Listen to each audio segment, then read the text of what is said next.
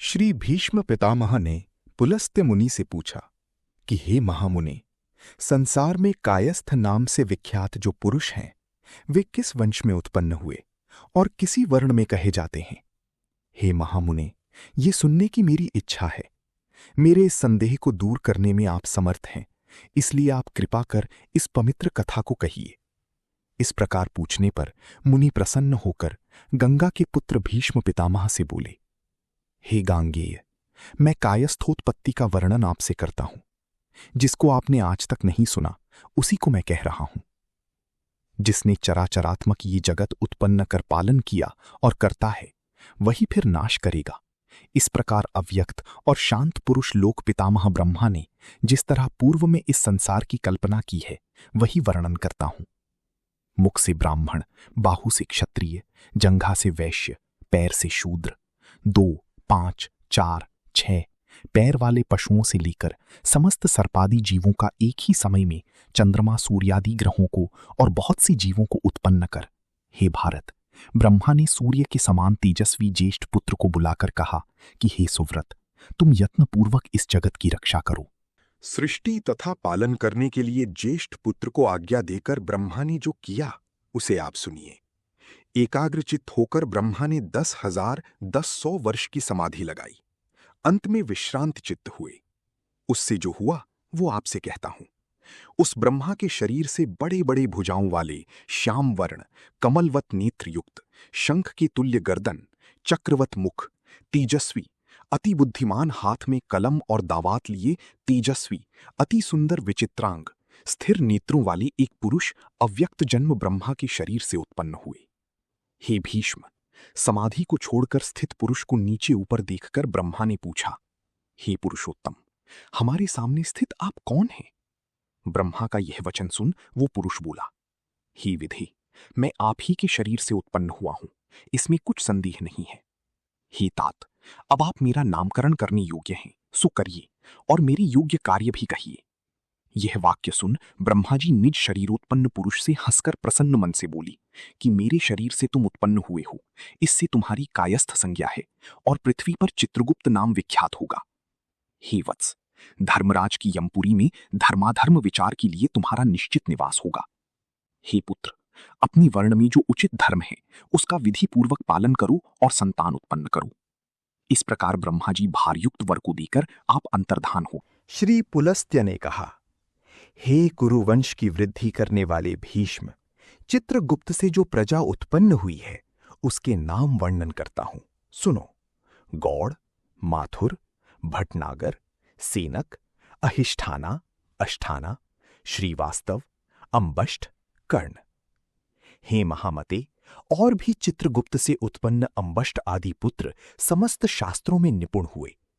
तब चित्रगुप्त ने पुत्रों को पृथ्वी पर भेजा और धर्माधर्म की जानने वाले महामती चित्रगुप्त ने धर्म साधन की शिक्षा दी और कहा कि देवताओं का पूजन, पितरों का श्राद्ध तथा तर्पण, ब्राह्मणों का पालन पोषण और सदैव अभ्यागतों की यत्नपूर्वक सेवा करनी चाहिए। हे पुत्रों, तीनों लोगों के हित के लिए यत्न करना और धर्म की कामना करके महिषमर्दिनी देवी की पूजन अवश्य करना, जो माया प्रकृति रूपा और चंड मुंड का नाश करने वाली तथा समस्त सिद्धियों को देने वाली हैं, उनका पूजन करना, जिनके प्रभाव से देवता लोग भी सिद्धियों को पाकर स्वर्ग को गए और स्वर्ग के अधिकार को पाकर सदैव यज्ञ में भाग लेने वाले हुए। उस देवी के लिए तुम सब उत्तम मिष्टान्नादि समर्पण करना, जिससे वो चंडिका देवताओं की भांति तुम्हें भी सिद्धि देने वाली होवे, और वैष्णव धर्म का अवलंबन कर मेरे वाक्य का प्रतिपालन करना। पुत्रों को आज्ञा देकर चित्रगुप्त जी आप स्वर्ग को चले गए। स्वर्ग में जाकर चित्रगुप्त जी धर्मराज के अधिकार में स्थित हुए।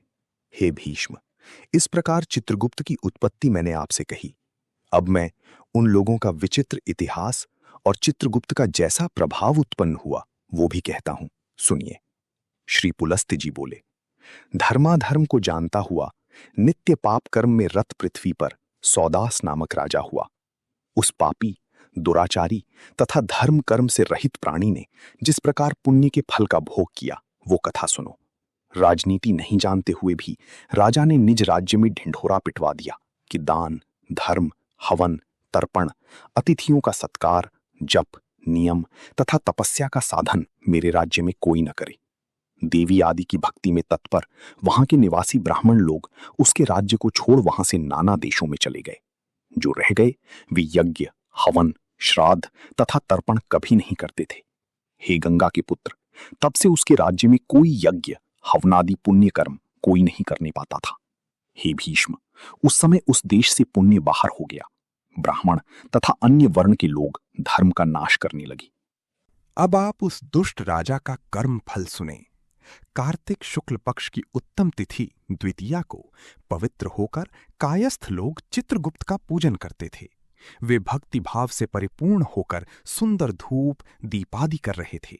दैव योग से राजा भी इधर उधर घूमता हुआ वहां पहुंचा। पूजन देखकर पूछने लगा कि ये किसका पूजन करते हैं। वे लोग बोले कि राजन, हम लोग चित्रगुप्त की ये शुभ पूजा करते हैं। ये सुनकर राजा ने कहा कि मैं भी चित्रगुप्त की पूजा करूंगा। वो कह राजा ने स्नान कर श्रद्धा भक्ति युक्त मन से चित्रगुप्त की पूजा की। उस भक्ति युक्त पूजन करने से उसी क्षण पाप रहित होकर राजा सौदास स्वर्गलोक को चला गया। ये चित्रगुप्त का प्रभावशाली इतिहास आपसे मैंने कहा। अब हे नृपश्रेष्ठ, क्या सुनने की तुम्हारी इच्छा है? ये सुनकर भीष्म जी महर्षि पुलस्त्य जी से बोली, हे विप्रेंद्र, किस विधि से वहां उसने पूजन किया? हे प्रभु, उसने कौन सी विधि की थी जिसके प्रभाव से हे मुनि श्रेष्ठ राजा सौदास स्वर्ग को गया? श्री पुलस्त्य जी बोली, हे भीष्म, चित्रगुप्त के पूजन की विधि आपसे कहता हूं। घृत से बने नैवेद्य, ऋतुफल, फूल, चंदन, धूप, दीप, अनेक प्रकार की नैवेद्य, रेशमी और विचित्र वस्त्र से पूजन कर भीरी, शंख, मृदंग, डिमडिम अनेक बाजी बजाकर श्री चित्रगुप्त का भक्ति युक्त पूजन करें। हे विद्वन, नवीन कलश लाकर जल से परिपूर्ण करे, ऊपर शक्कर से भरा एक कसोरा रखे, यत्न पूर्वक पूजन कर ब्राह्मण को दान देवे। पूजन का मंत्रार्थ ये है, दावात, कलम और हाथ में कलम काठी लेकर पृथ्वी पर घूमने वाले हे चित्रगुप्त जी, आपको नमस्कार है। हे चित्रगुप्त जी, आप कायस्थ जाति में उत्पन्न होकर लेखकों को अक्षर प्रदान करते हैं। आपको बार बार नमस्कार है। जिसको आपने लिखने की जीविका दी है, आप उनका पालन करते हैं, इसलिए मुझे भी शांति दीजिए। हे राजेंद्र, हे कुरुवंश के बढ़ाने वाले भीष्म, इन मंत्रों से संकल्प पूर्वक चित्रगुप्त का पूजन करना चाहिए। इस प्रकार सौदास राजा भक्ति भाव से पूजन कर निज राज्य का शासन करता हुआ कुछ ही समय में मृत्यु को प्राप्त हुआ। हे भारत, यमदूत राजा को उसी क्षण भयानक यमलोक में ले गए। चित्रगुप्त से यमराज ने पूछा कि ये दुराचारी पाप कर्म में रत सौदास राजा है, जिसने अपनी प्रजा से पाप कर्म करवाया है। इस प्रकार धर्मराज से पूछे गए धर्माधर्म की जानने वाली महामती चित्रगुप्त हंसकर उस राजा के लिए धर्म विपाक युक्त शुभ वचन बोले। हे धर्मराज, ये राजा यद्यपि पाप कर्म करने वाला पृथ्वी में प्रसिद्ध है और मैं आपकी प्रसन्नता से पृथ्वी में पूज्य हूं। हे स्वामिन, आप ही ने मुझे ये वर दिया है। आपका सदैव कल्याण हो। आपको नमस्कार है।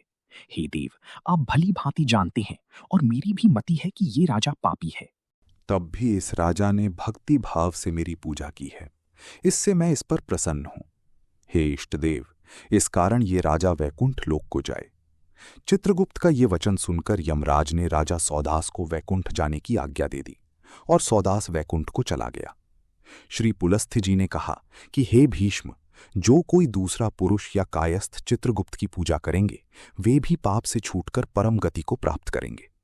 हे गांगेय, तुम भी सविधि से चित्रगुप्त जी की पूजा करो, जिस पूजा के करने से हे राजेंद्र तुम दुर्लभ लोक को प्राप्त करोगे। पुलस्त्य के वचन सुनकर भीष्म जी ने भक्ति युक्त मन से चित्रगुप्त की पूजा की। कार्तिक शुक्ल पक्ष द्वितीया को निज बहन यमुना के घर यमराज ने भोजन किया था। इस कारण लोक में इसका यम द्वितीया नाम हुआ और यमुना ने यमराज को आयुष्य बढ़ाने वाला वर दिया। इस कारण इस तिथि में बहन के हाथ का भोजन करने से धन, यश, आयुष्य आदि बढ़ते हैं। इस तिथि में अपनी शक्ति के अनुसार बहन को दक्षिणा दे और कायस्थ लोग बहन के घर में चित्रगुप्त का पूजन करें। चित्र विचित्र वर्ण के पुष्प, रक्त चंदन, काले धतूरे के पुष्प और शमी के पत्ते से पूजन करें। गुड़ मिश्रित लड्डू का नैवेद्य भोग लगावे। पूजन मंत्रार्थ ये है, भोग और अभोग, किया हुआ अथवा न किया, जो प्रलय है उस समय सुख देने वाले हे चित्रगुप्त, आपको नमस्कार है। समुद्र मंथन के समय लक्ष्मी के साथ उत्पन्न होने वाले हे चित्रगुप्त, हे महाबाहो, मेरी आयु को बढ़ावें। इस प्रकार पूजन करने से प्रसन्न होकर चित्रगुप्त ने भीष्म को वर दिया कि हे महाबाहो, मेरे प्रमाद से तुम्हारी मृत्यु न होगी। जिस समय तुम मृत्यु का स्मरण करोगे उसी समय तुम्हारी मृत्यु होगी। ये वर देकर चित्रगुप्त स्वर्ग को चले गए। जो बुद्धिमान पुरुष इस विधि से चित्रगुप्त की पूजा करेंगे उनका फल सुनो। वे इस लोक में अनेक प्रकार के बड़े बड़े सुख भोग कर अविनाशी विष्णु लोक को जाएंगे। कायस्थों की उत्पत्ति का कारण दिव्य चित्रगुप्त जी की कथा को जो श्रेष्ठ मनुष्य भक्ति युक्त मन लगाकर सुनेंगे, वे पुरुष समस्त व्याधियों से छूटकर दीर्घायु होंगे और मरने पर जहां तपस्वी लोग जाते हैं ऐसे विष्णु लोक को जाएंगे। इसमें कुछ संदेह नहीं है।